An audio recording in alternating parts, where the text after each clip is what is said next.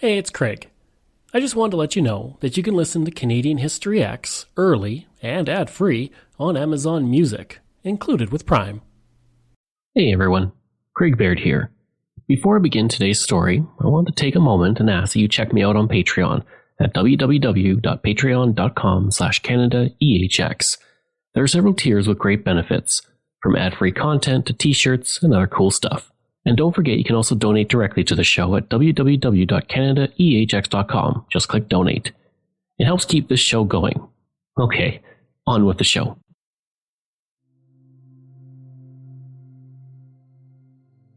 (2010) at the Ogden Ice Sheet during the Vancouver Winter Olympics. Team Canada in the gold medal match against Norway. They're the returning champions. On the 10th end, Canada is up 6-3. The tension is palpable. The host country can taste the win. Skip Kevin Martin is about to head to the Hack, the foothold at the end of the ice, to throw the granite rock harvested from the island of Elisa Craig off the coast of Scotland once every decade. Amid the horn and cowbells, a single person begins to sing. The home crowd joins in until the building shakes with the sound of "O Canada." A smile spreads across Martin and the team, and then the words, "Let's get her done," can be heard. "We stand on guard for thee," echoes in the building as a steely-eyed Martin steps to the Hack. He kneels down and studies the ice. A few more throws and the gold medal is theirs. They're too far behind, and Norway, with their colorful and charming pants, will not be able to catch up. Martin slides back to the Hack. The crowd roars. He picks up the rock and throws it one final time. It's not anywhere near close to the house, but it's been perfectly aimed, and so his teammates begin to celebrate before it knocks Norway's rock out of the points, guaranteeing the win. The building erupts and the team is heard celebrating and saying, "We did it, boys." Canada and Kevin Martin are Olympic champions.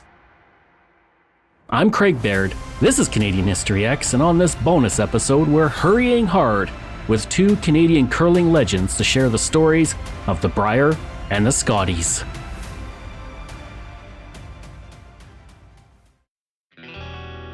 Canadians do love curling, and dare I say, we are pretty good at it. Going all the way back to the 1932 Winter Olympics in Lake Placid, New York, where we swept the podium, winning the gold, silver, and bronze medals. It was just a demonstration sport at that point, but still pretty good. Since the introduction of men's and women's curling at the 1998 Olympics, Canada has continued its Olympic dominance. We've collected 12 medals, including 6 gold. But no matter how popular curling might be at the Olympics, nothing compares to the two biggest sporting events in Canada each year, and their histories go back decades. Are you sitting down? I have a revelation for you. Curling was not invented in Canada. We've invented basketball, modern hockey, and taught the Americans how to play the style of football they love so much. But curling dates to the early 16th century in Scotland, where a curling stone dated 1511 was found in a pond. There's also written references to using stones on ice in Paisley Abbey in 1541. The word curling first appeared in a poem by Scottish poet Harry Anderson in 1620. Now that we have that settled, let's get into the wild history of curling in Canada. It should come as no surprise that Scottish immigrants brought the sport to our shores in the early 1700s. Immigrants traveled across the Atlantic Ocean and settled in places like Newfoundland, Nova Scotia, and Upper and Lower Canada. The sport slowly grew in popularity and spread across British North America. It was a match made in heaven, a sport that used rocks on ice in a land of winter and frozen lakes for 6 months of the year. The first recorded curling match in Canadian history dates to Montreal on January 27, 1807, when a group of Scottish merchants formed the Montreal Curling Club. This wasn't just the first curling club in Canada, it was also the first organized sporting club in North America, and it's still with us today. In fact, it took an additional place in our history in 1837 when the club opened the first indoor ice rink in Canada. And once there was an organized club, curling began to grow into the modern era.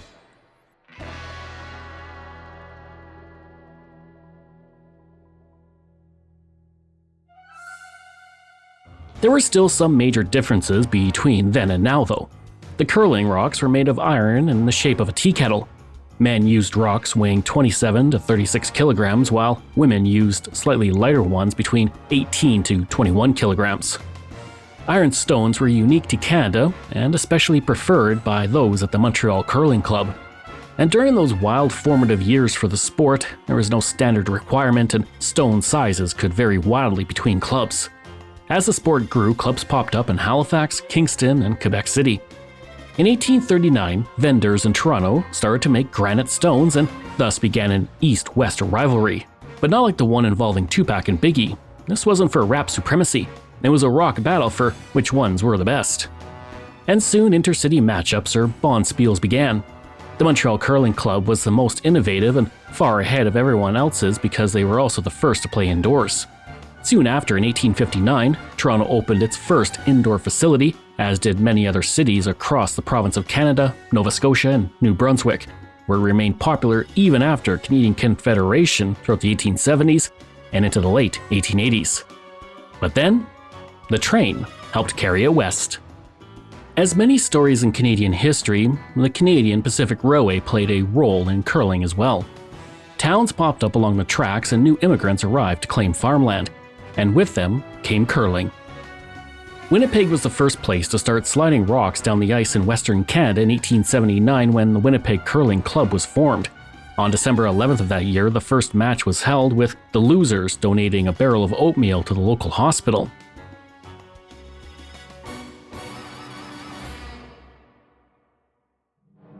Curling arrived in present-day Saskatchewan by the late 1870s with clubs in Prince Albert and Battleford popping up. Alberta took a bit longer. It wasn't until 1885. That's when the first curling matches were held in Calgary. And in case you're wondering, yes, that was the same year the CPR arrived in the city. Edmonton followed in 1888 and Banff in 1889. The sport was quickly sweeping across the nation, pun intended, but it took a while longer to cross the mighty Rockies. The lower mainland was simply too warm to keep ice for outdoor curling, but the interior of the province was a different story. In 1895, the first curling club in British Columbia appeared in Caslow. Known as Little Switzerland, the small, picturesque mountain community is located in the West Kootenay region, and as more clubs formed, yearly bonspiels increased and exceptional curlers emerged. Before long, curlers across towns competed to determine who was the best in the area. Then the curlers wanted to know who was the best in the province. That led to the first curling provincial championships, at least for men. Manitoba was the first to crown a champion in 1924, Saskatchewan, Ontario, and Quebec followed in 1927, and then Alberta in 1928. They then asked themselves, who are the best in Canada? And from that came the largest curling competition in the country, the Brier.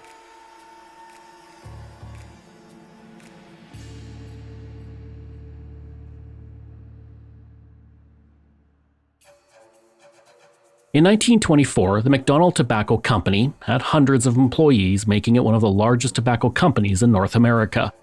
Thanks to its founder, William Christopher McDonald, the company was deeply rooted in Scottish heritage. Born in Prince Edward Island in 1831, his paternal grandfather was John McDonald of Glenendale, who purchased 20,000 acres of land on the island for 200 members of his clan to settle. William McDonald and his brother Augustine moved to Montreal, where they established the McDonald Brothers and Company during the American Civil War.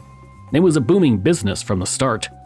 Tobacco in North America was only produced in the American South, which meant as the Union and the Confederacy fought, the northern states were without tobacco. As a Canadian, McDonald swept in and bought Confederate tobacco, then sold it to the North for a tidy profit as a middleman. Now, McDonald died in 1917, so he never saw the role his company played in promoting the Scottish game in Canada. By 1924, curling was growing nationwide, and George J. Cameron, the president of W.L. Mackenzie and Company, a subsidiary of the McDonald Tobacco Company, saw an opportunity. He went to the head office and pitched the bigwigs on the idea of a men's national curling championship, and because of its Scottish roots, the company was immediately on board. It was meant to be an East versus West type of tournament, but there was one problem. The East-West rock rivalry reared its ugly head. The East loved iron stones, while the West preferred granite. As the saying goes, "One stone to rule them all, one stone to find them, one stone to bring them all, and one to bind them. In the land of Manitoba where the shadows lie, one man found prophetic when convinced did he, over his brethren grant the key." The man was Howard Stewart. He was the McDonald Tobacco Company's president's brother. Howard preferred the granite stones, and he convinced his brother Walter they were superior and the better option. And if Eastern teams wanted to take part in this new national championship, they had to use granite stones. The company donated the McDonald Brier Trophy at the Manitoba Curling Association Bonspiel and sponsored the winners in 1925 so they could travel east to play exhibition games. A year later, Manitoba played in the Quebec Bonspiel. The matches proved to be very popular, and the company decided to sponsor a full national championship. The Brier, as we know it, was born. You're probably asking, why Brier? It refers to the woody root used at the time to make tobacco pipes. It was also a brand sold by McDonald Tobacco. And wanting to put their stamp on the tournament, so to speak, the company called it the Brier. McDonald also created the Brier Tanker Trophy, which was originally named the British Consul's Trophy. The heart-shaped patches, awarded to tournament winners, were modeled after a tin heart that was pressed into the center of McDonald tobacco plugs with the slogan, "The Heart of Tobacco." With a sponsor and a trophy, all they needed was a place to curl. For that, they turned to the last part of the line in the prophecy, granite. Founded in 1875, the Toronto Granite Curling Club, known now as the Granite Club, has a long and illustrious history in Canadian winter sports. The first hockey team in Toronto, the Toronto Granites, and they went on to win 2 Allen Cups in 1922 and 1923, and hockey gold at the 1924 Winter Olympics. The club is also renowned for figure skating. In 1929, the club held its first skating carnival, which later transformed into an international world figure skating competition. Since then, it's attracted the best figure skaters in the country and around the world, including Brier and Scotties, Kurt Browning, and Patrick Chan. And with granite in its name, you can guess the club played a key role in another bit of our sports history.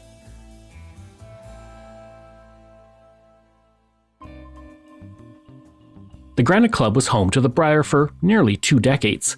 First held from March 1st to 3rd, 1927, the tournament featured 8 teams. Saskatchewan, which represented all of Western Canada, was joined by Ontario, Quebec, New Brunswick, Nova Scotia, Northern Ontario, as well as 2 teams from Toronto and Montreal. Games were played to 14 ends, and each team competed in a 7-game round robin. Whoever had the most wins in the end was the king of the Canadian curlers. The first champion was Murray McNeil from Nova Scotia. His team won 4 of their first 5 games. They went into the last game and fell behind early, but battled back and overcame an 8-point deficit to win the first Brier. It was a success, and plans were put in motion for the second tournament the following year. The 1928 Brier shortened its ends to 12, and Western Canada was represented by 3 teams: Alberta, Saskatchewan, and Manitoba. It was the start of Manitoba's dominating reign because from 1928 to 1932, they won every single Brier. Over the next decade, teams were also added and dropped. Toronto and Montreal each had their own teams until 1932. Prince Edward Island and British Columbia joined in 1936. By 1940, Winnipeg earned the right to host the first Brier outside of Toronto. And if you're wondering, yes, Manitoba won that year too. The tournament returned to the Granite Club in 1941 for the final time. It had hosted the event 14 times, and since then, it has never hosted another. The tournament traveled to Quebec City in 1942, and then it lay dormant until 1946 as no Brier was held from 1943 to 1945 on account of the Second World War. It was the only time the competition has ever been cancelled. But prior to the stoppage, standardization had been accomplished as rocks were all the same size and given different colors depending on the team. And when the Brier returned in 1946, Saskatoon hosted for the first time. That year, the event was broadcast nationwide on CBC Radio. Newfoundland joined Confederation in 1949, and within 2 years, the province was competing at the Brier. Teams from the Yukon and Northwest Territories were added in 1975. Despite new teams joining, Manitoba proved hard to beat. From 1928 to 1942, the province won 10 Briers and added another 5 from 1947 to 1956. And as the Brier continued to evolve into the modern era, Western Canada's dominance continued unabated until 1967, when Ontario won its first Brier in almost 20 years. Aside from the number of teams included, there were not many major changes in the tournament until 1927, when games were shortened from 12 to 10 ends. This was done to speed up the games. The Star Phoenix wrote on March 10, 1977, "It was expected that the reduction of Brier contests from 12 to 10 ends would chop a considerable amount of time off the proceedings, sparing the spectator several hours of numbness in their lower extremities."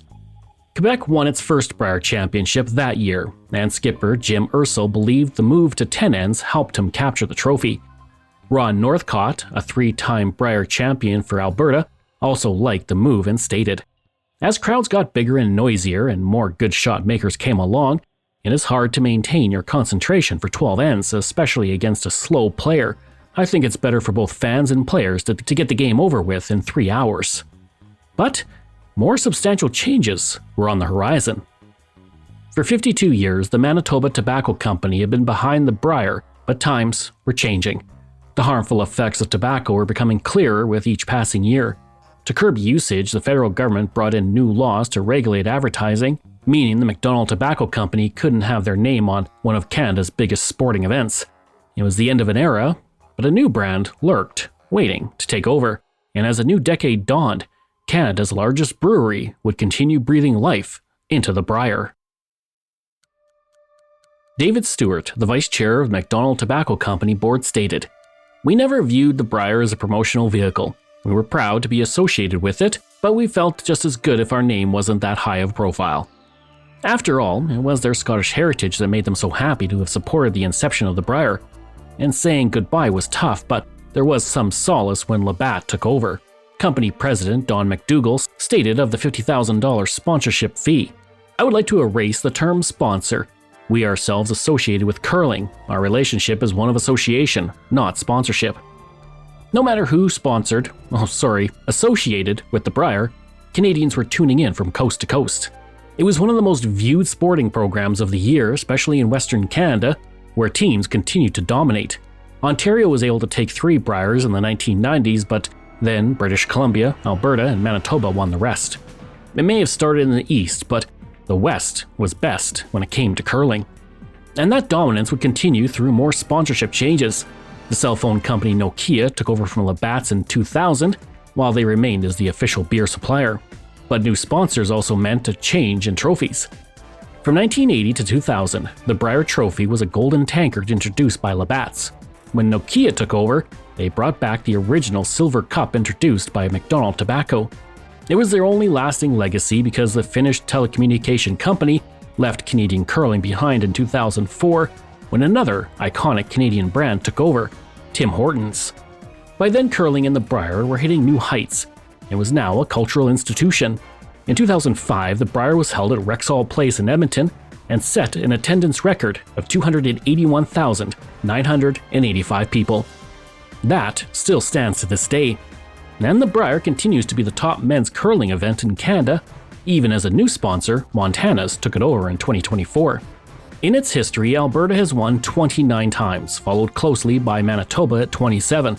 The two provinces account for 59% of Brier wins. New Brunswick, the Territories, and Prince Edward Island have never won a Brier. Since 1959, winners have represented Canada in international competitions, first at the World Men's Curling Championships and in the Winter Olympics. To date, Canada has won 36 World Championships and 3 gold medals. The Brier has also produced a lot of legends in its history. Brad Gushue is named the king of the Brier with a record 6 wins. He also holds the record for games played and perfect games.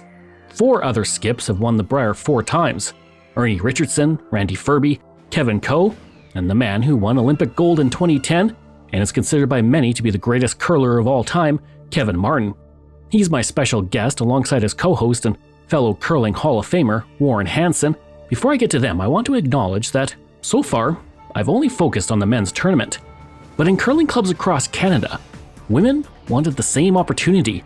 That desire led to another famous curling tournament, the Scotties Tournament of Hearts. Alongside men in curling, outdoor and indoor curling rinks were women sliding rocks down sheets of ice.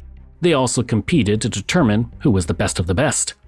From the 1920s to the 1950s, provinces held their own curling championships for women.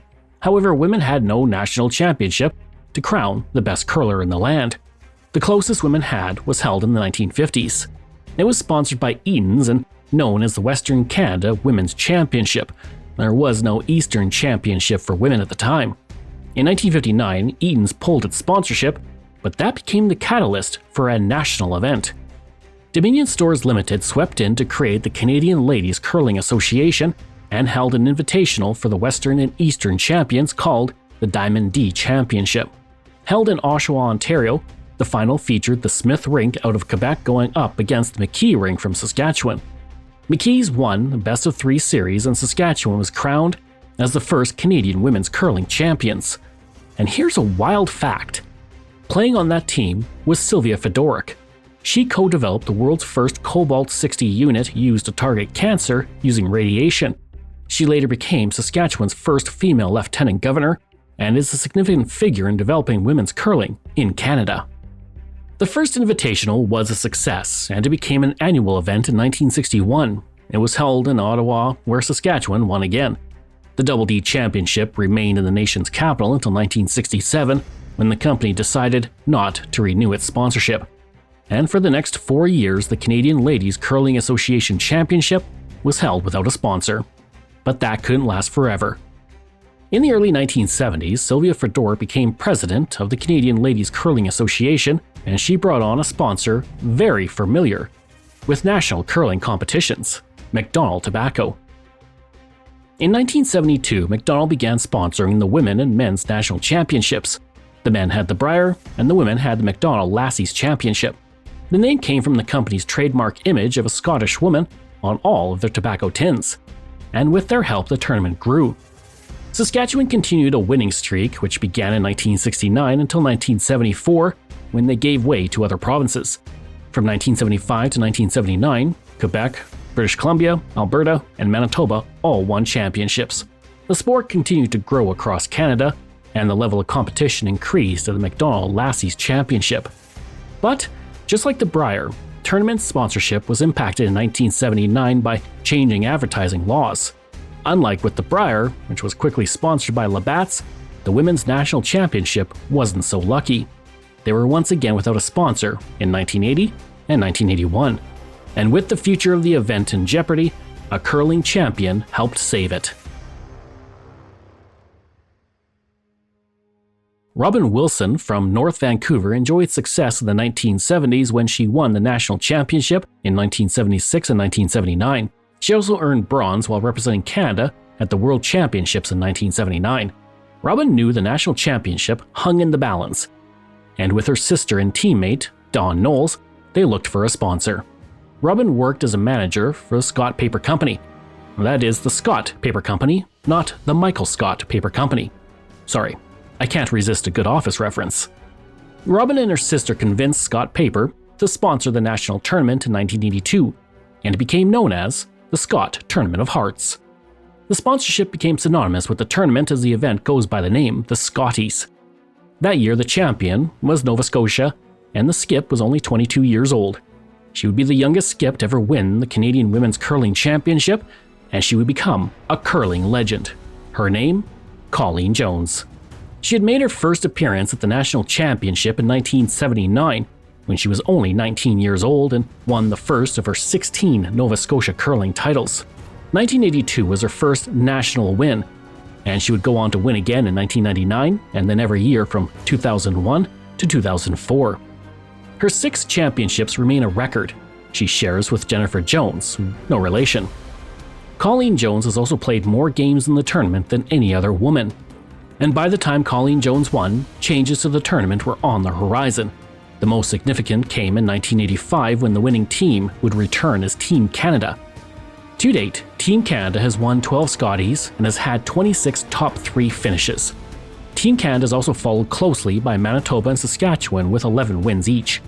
Currently, Newfoundland and Labrador, Prince Edward Island, Northern Ontario, and the Territories have never won at the Scotties.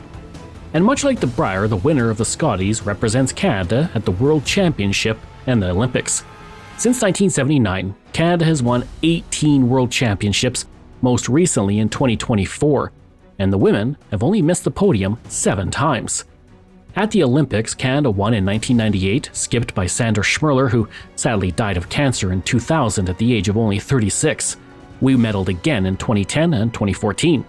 This truly is a testament to the incredible curling skill women have produced in our amazing country.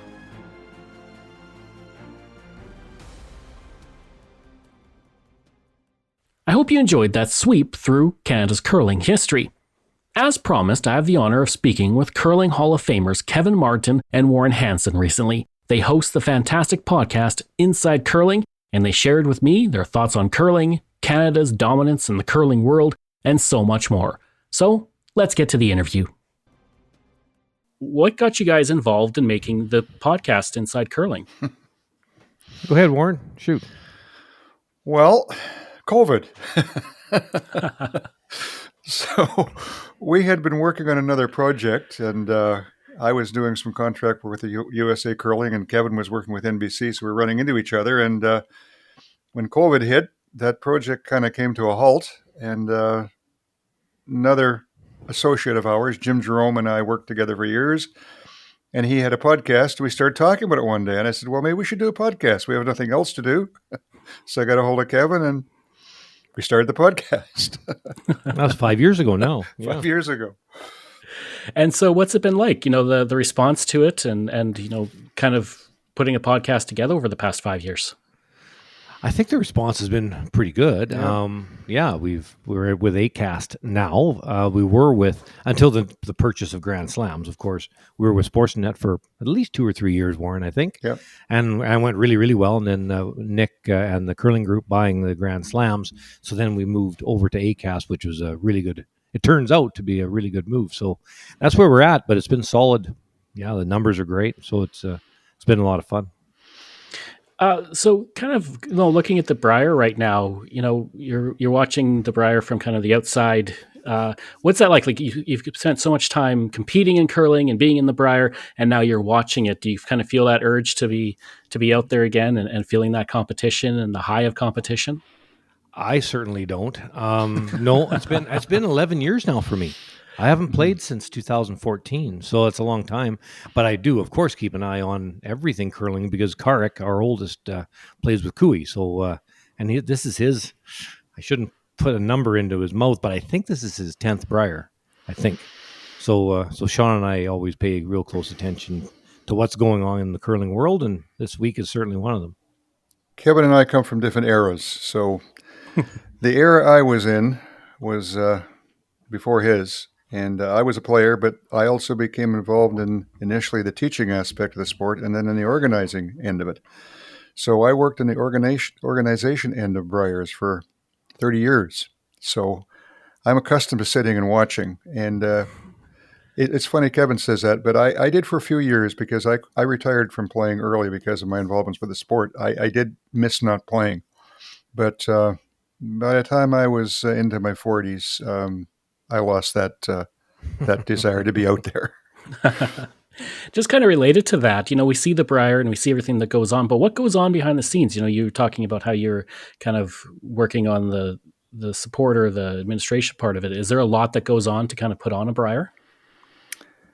There's a huge amount.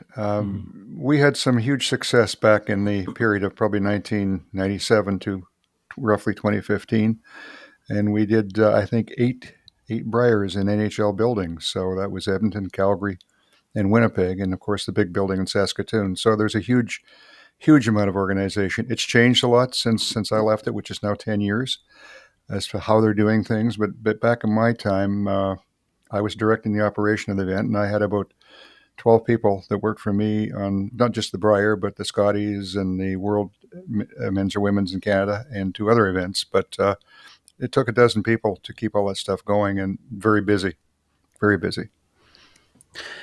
And in regards to the Brier, why do Canadians latch on to curling so much? I mean, it's more than just the fact that it's played on ice like hockey. It really seems to be a huge passion for us. It wasn't a sport that we invented, but we've absolutely adopted it as our own. So where do you think that passion comes from for curling? Well, there's a lot of curling clubs in Canada, around 1,300 clubs, tons of curlers, over 1 million curlers. So it really, I think, started as a rural sport in the country, and every little town still has a curling club, but always has had a curling club. So you grow up with your mom and dad playing, your grandma and grandpa playing, so you played, and that's kind of how the feeling of it has always been, I guess. Going now in the cities, though, the curling has grown a lot. Internationally, is growing like crazy. So the future of curling is incredibly bright, especially worldwide. And it's kind of Canada's job to sort of make sure we don't lose touch with the grassroots of curling, and make sure we stay tight to that. It's very much part of our history and our fabric of the country. It was brought to Canada by the Scottish soldiers back in 1600 on the St. Charles River by Quebec City, and it grew and prospered in the West because as the sport came west, in every community in Western Canada, there was a hockey rink and a curling club, and the curling club primarily became the hub of the social activities. And so that's why it really grew and flourished in Western Canada. And we claim hockey as the sport of Canada, but if you look through history, it's probably more so curling than Canada because it really grew with the history and fabric of the country, particularly in Western Canada. And that was out front of the Hotel Frontenac, where the first curling Yes. was. It was General Yeah. Wolfe. They melted cannonballs, and then they played. And there was actually in the basement, if you go to Hotel Frontenac, and between floors 2A and 3A, it's kind of a weird situation as far as floors go. There's actually a picture of the one sheet curling club that was in the basement of the Hotel Frontenac back in the day. Now it's kind of a long, skinny lounge, but it used to be a one sheet club. Those cannonballs, I was in Montreal in September for the World Curling Federation conference, and the Royal Montreal Curling Club is the oldest curling club in Canada. It's right in downtown Montreal, and we were there, and there was a bunch of irons. Those reshaped cannonballs are still there in that building. So that's how far back that history goes. And for the two of you, what is it like to be part of that history, to be part of Canada's curling history, and to have played, a significant part in building that? Well, hopefully not done doing it. It hasn't been that long since we played, but certainly trying to continue to grow the game and bring it to the kids. That's the most important part. Bring it to the youth and being involved with young person or young people's events. I think that's a really important part of it. From my very early involvements with the sport of curling, I always wanted better things for curling. I was very involved with football, and it was so well organized, and curling wasn't. And I always felt that curling was underappreciated, underassumed, and always wanted it to be bigger and better. And so I more or less set out from being a player fairly early in my life, striving to do that, to try and work very hard in getting it into the Olympics as a part of that whole operation, the big Briers and making the big events. Constantly wanted it to be bigger and better, and still do like Kevin. We both do today. That's why we're still doing the things we're doing. We want it to be bigger and better. So it's just been burnt in me. Now you've both kind of had success at the Brier. What is that like to be able to accomplish that at one of the most important sporting events in Canada? I think the whole that entire landscape has sort of changed. When I was just starting to play the game in the late '80s, early '90s, the Brier was kind of it, like as a championship goes. There wasn't really a tour. There were a few car spiels, like you'd have a bond spiel where the first prize were cars, but there was nothing really organized. It was just sort of a mishmash of events that went till New Year's, and then after New Year's, it was all about the playdowns, starting at the club to the zones, to the regionals, to the provincials, to the Brier, to the Worlds. It took a half a year to do that. But starting in the early 2000s, the Grand Slams became online, and so things changed as far as where everybody put their, put the importance, as well as the Olympics, of course. So it's all of a sudden you had sort of your three directions. You wanted to get to the World Championships and win. Yes. You wanted to get to the Grand Slams, play the Players Championship and win. Yes. Olympic trials to the Olympics. Yes. So the sport became sort of three-pronged, which was, I think, a big improvement to the game, rather than sort of everybody going down one path to the Brier, which is, of course, happening this week. Mm-hmm. Yeah, and in my era, certainly the Brier was the pinnacle of the sport, without question. Like Kevin, I grew up in Edmonton, but it was a very different time, and there were so many people participated in trying to get to the Brier at that point in time because, like he says, that was it. That was the pinnacle of sport in Canada, and annually that's what you worked towards. And once you lost in the playdowns going to the Brier, there wasn't much left of your curling season, which today, to some degree, that's still there. That period of time from the middle of February till the end of the season is not as full as it should be for the top players, but it was the pinnacle. And contrary to today, I was looking today, the turnover of people that represented, particularly Alberta, where we are from, in the Brier during the period of time that I was involved as a player from probably 1960 until 1985. There was a huge number of teams, different skips that went to the Brier. But today, if you look back in the last probably 20 years, it's probably 4 or 5 people.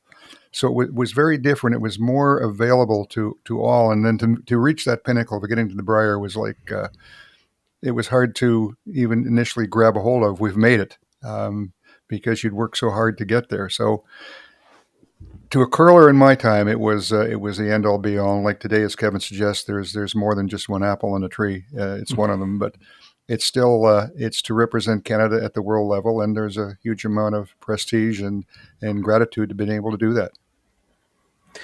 Kind of related to what you just mentioned there, you both come from different eras, so you'll probably have different answers to this question, but how have you seen the game change from, when you were playing and hit, World Championships and the Brier to how it is now?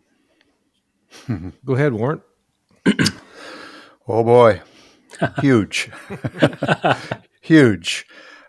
Because of the skill level has improved so drastically. Back in my day, it was the early days of the slide delivery. So people were sliding all different types of materials. They had all different types of deliveries, from tucks and partial tucks, and not really understanding a lot about the skill itself as to how you had to be successful in delivering the stone. Whereas today, they're more or less out of a mold for the most part.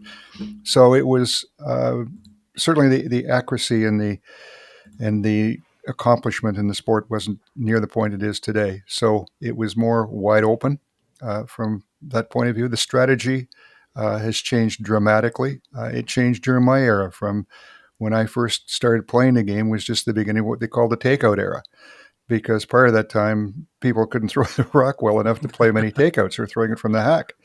And then we went in kind of just after I kind of quit playing competitively to the fact of the deliveries and everything had perfected to the point that takeouts, they were able to take out anything, everywhere, anytime they wanted to. And so there was no scoring. And then the ice became very straight because of corn brooms being eliminated and brushes coming in. So it's been through this constant change.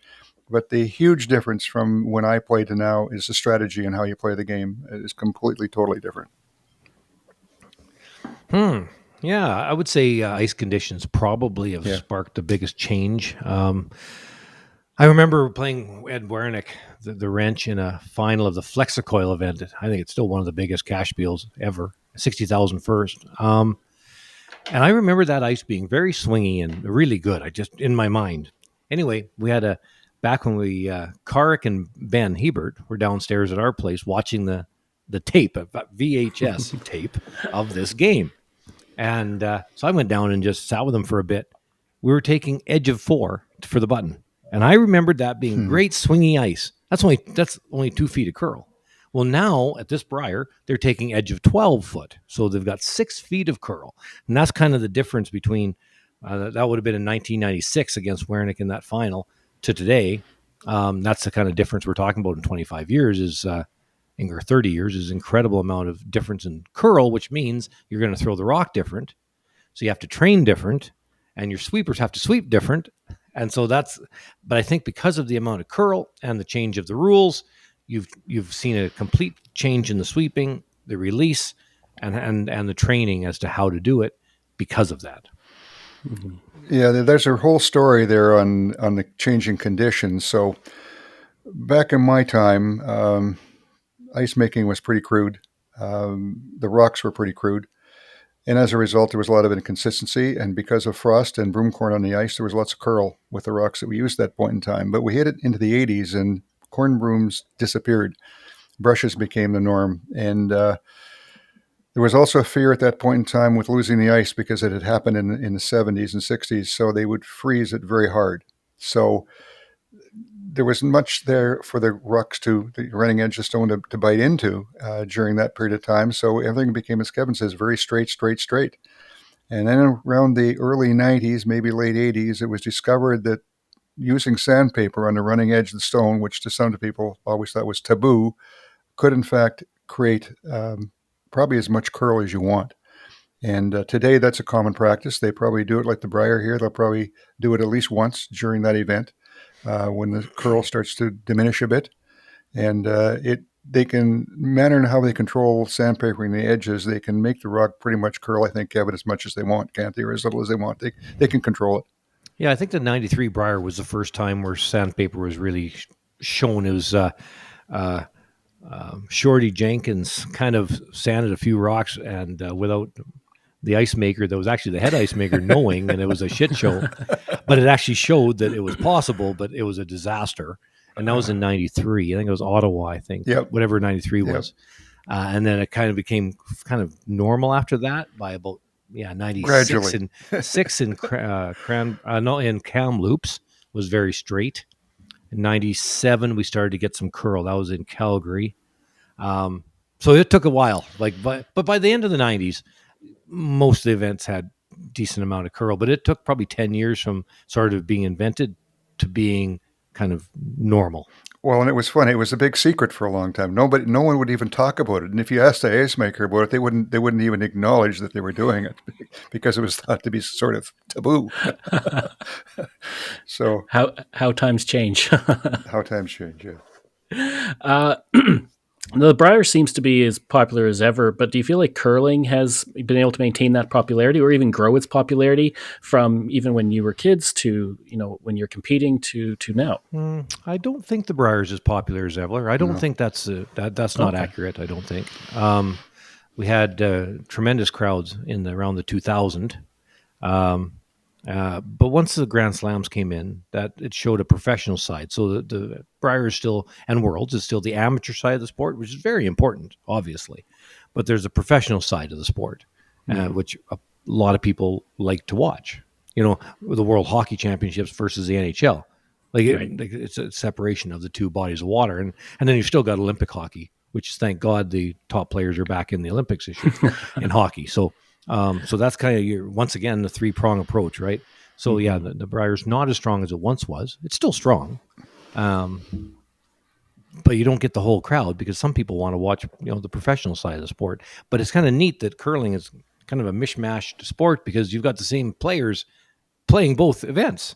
You've got all the same teams curling on the amateur side and the pro side and the Olympic side, which is kind of unusual if you look at most sports in the world. Yeah, I think there's a number of reasons why it isn't quite where it once was. I think it's way too long, the way it's being run today. And the cost of travel and hotels, everything, for people to travel to that event and spend the entire time there would be very costly.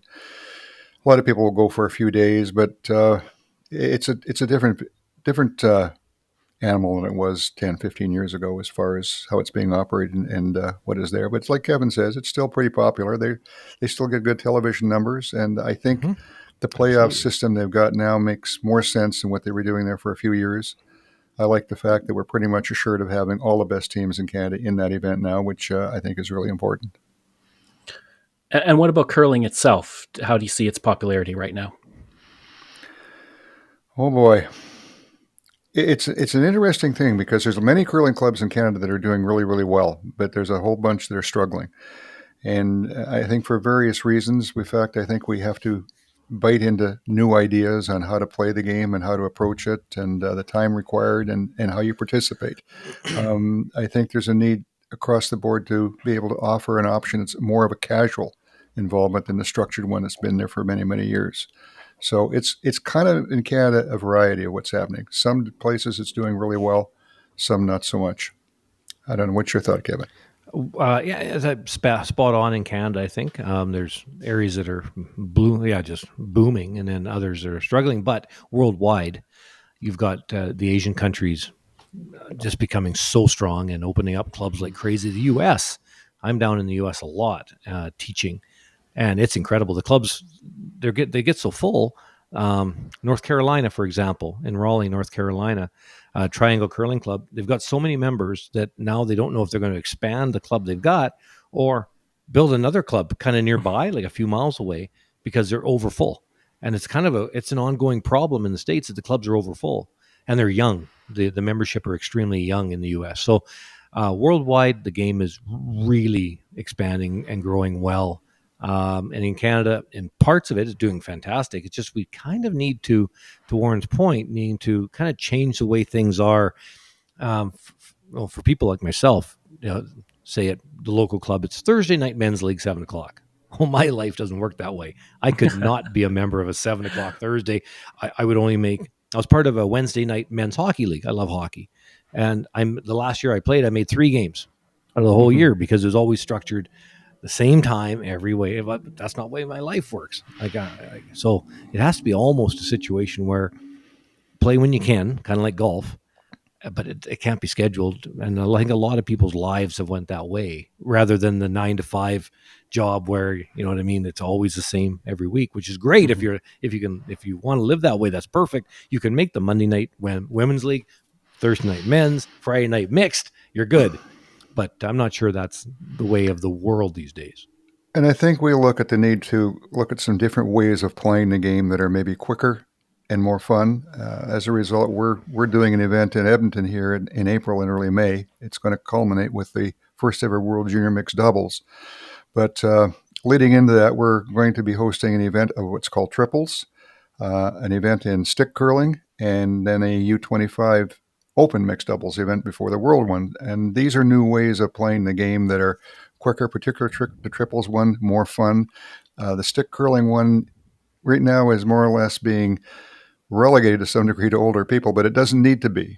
It's an opportunity to go into a curling club and within a matter of half an hour get some positive feedback from what you're doing.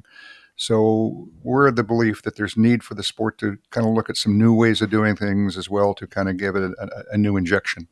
Yeah, if you look at an 8-end game at a club level, 4 people against 4 person, like the old way of looking at it, that's about 2 hours, maybe just a touch more, like 2 hours and 10 minutes to play an 8-end game. If you play a game of triples, it takes about an hour and 10 minutes to play, and you're completely done. A game of stick, you're even less than that, aren't you, Warren? About an hour? About an hour. About 1 hour. And then mixed doubles, that's 8 ends, and that's about an hour and 15 to an hour and 20 to play a game. So that's that's sort of why we're doing this event, all these events in Edmonton, is to just show curling in a different way, because it's hard to get the first league of the night to play at 6:45. The next league doesn't go on till 9. They don't get off the ice till after 11. By the time you have a pop, you're midnight. You're not getting home till 12:30. But if you got to get up for work at 5:30 or 6, that just doesn't work in a regular person schedule. But if you play one of these other 3 disciplines, you start at 6:45. You're done by 8. And the other players go on just after 8 o'clock. They're done shortly after 9. They can go upstairs, have a pop, have a BS session, and they're home by 10:30. Now you can get a normal night's sleep, and it's not a problem the next day. It's pretty obvious, and it's just a matter of getting the game to sort of the old thinking, the old guard to change, whereas around the world, there's no old guard. Like, it's just a bunch of young people, and it doesn't matter to them if they play mixed doubles or triples or 4-person. It's all new. Yeah, that's a good point. There's quite a different attitude about curling in the United States, where Kevin's done a lot of work, than there is in Canada. And despite the fact that we've done a lot over the years to get rid of what we refer to as the stigma, it's old people and they do a lot of drinking and et cetera, et cetera. That doesn't exist in the United States. There's no stigma on the sport at all. And it as a result, it attracts young people, for the most part, in my experience, very curious about it anytime they've had an opportunity to watch it or see what's going on with it. And so, Kevin, I got a question that you've probably been asked 100 times, but what was it like to win gold on Canadian ice at the Olympics in 2010? Home soil. Incredible. So loud. Oh, my God. That night, we were the 13th gold medal for Canada, which tied us with Russia as for the most gold medals in Olympic Games. And there's still one more game to go, of course, the next day, where Sidney Crosby made the golden goal, which gave it the 14th which broke the record. But that night, that was a Saturday night, and there had to have been 250,000 people partying downtown Vancouver that night. We were the third goal of the game, or of the day, but the last one of the day. And oh man, was it crazy! So, yeah, it was a chance of a lifetime, to be honest with you. Mm-hmm. There's nothing more I can say than that. It was a blast, incredible, but to be on home soil, just a dream come true, definitely. Absolutely. And then with your podcast, somebody coming in, say they don't know anything about it, what can they expect listening to Inside Curling? Go ahead, Warren. Interesting. Well, we offer a show that's maybe a little different than a lot of podcasts, but it's sort of an all-encompassing show. So we have a news segment in it where we kind of bring people up to date what's happened in the curling world. We have an email portion where we will discuss an email that listeners send us, or we will pull something off of social media that seems to be a hot topic, and we'll talk about that. And then we do an interview with usually a top curler or somebody significant in the sport, and conclude it with a segment that Kevin and I alternate back and forth on. It's sort of a historic moment from the sport of curling. So that's the way most of our shows are structured. But we do some specialty shows from the Brier this week and from the Scotties 2 weeks ago, et cetera, where we just focus on those events for about 20 minutes. And we also do some specific interview shows where it's just an interview. So that's the variety we have. And being run by Jimmy Jerome, Jungle Jim is a character, and so he tries to keep our bus out of the ditch, but we go in the ditch quite often. So, he definitely puts a light side to the podcast. That's right. There's no question about that. And then the last question: just where can people listen to it? When do you typically release? And yeah. It's called Inside Curling, and anywhere that you can get your podcasts. It usually goes out on a Wednesday or Thursday morning, our weekly show. But of course, we do during big events like the Brier, the Grand Slam, Scotties, Worlds, Olympics, Olympic trials. We'll do a Friday, Saturday show as well, or Thursday, Friday, depends on when the finals are and so on. But generally on Wednesday morning or Thursday morning, the main show goes out every week on Inside Curling, and our email. If people want to email, you can get on the show at insidecurling@gmail.com.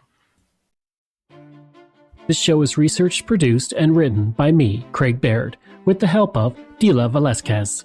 Audio production and design by Rosalind Kufor. If this is your first time listening and you like what you heard, please take a moment and give us a 5-star review to help other people find these amazing stories. And there are so many for you to sink your teeth into. If you enjoy this podcast, then please check out my other podcasts, From John to Justin, Canada, A Yearly Journey, Pucks and Cups, and Canada's Great War. We love hearing from you, so if you have a show topic you want me to cover, email me at craig@canadaehx.com, or stop by my website and social media. I'll include all of those in my show notes. Until next time, I'm Craig Baird, and this is Canadian History X.